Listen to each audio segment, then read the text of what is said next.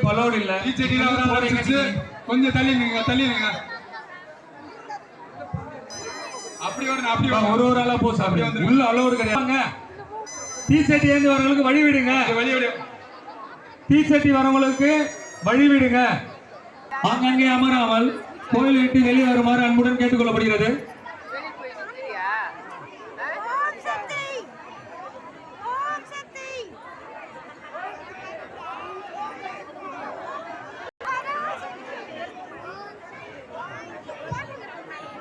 தம்பி அந்த பேக் சைடுல இருக்கிற கொஞ்சம் பின்னாடி போப்பா.